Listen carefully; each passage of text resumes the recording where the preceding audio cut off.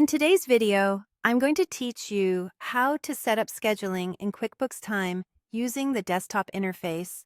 By the end, you'll have your scheduling preferences dialed in and be ready to build clear, accurate shifts that your team can rely on. First, sign into QuickBooks Time on your desktop or laptop. Use a supported browser for the smoothest experience and make sure you're in the correct company if you manage more than one. If you don't see scheduling options later on, you may need manager or admin permissions, so keep that in mind as you log in. Once you're in, head to the left-hand navigation and click Schedule. This opens your scheduling board, where you can view shifts by day, week, or month and filter by team member or job.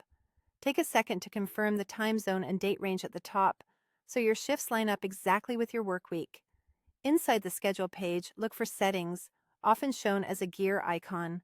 Click that to access the scheduling preferences that control how your calendar behaves and what defaults you'll see when creating shifts. Start by configuring your work week. Choose the first day of your week and define which days are considered working days.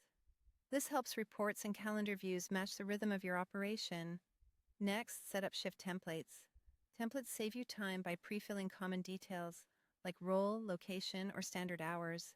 Name them clearly so anyone scheduling can pick the right one quickly. Then choose your default times. Set a typical shift start and end, say 8 a.m. to 5 p.m., so new shifts autofill with those hours. You can always adjust them for exceptions.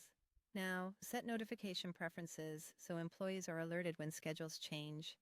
Choose how they're notified, such as mobile push or email, and what triggers a message, like a new shift, an update, or a cancellation. Strike a balance so your team gets timely updates without overload. It also helps to remind your team to enable notifications on their devices so nothing is missed. When you're satisfied with these preferences, save your scheduling settings. Saving locks in your workweek, templates, and notifications so they apply consistently as you build your schedule. You're ready to create shifts. Use the +add shift or the create schedule button, depending on what you see in your version. Fill in the date, start and end times, the team member, and any relevant job, location, or notes. Apply a template when it fits to move faster.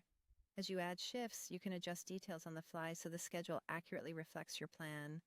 If this video helped, please like, subscribe, and share. Thanks for watching.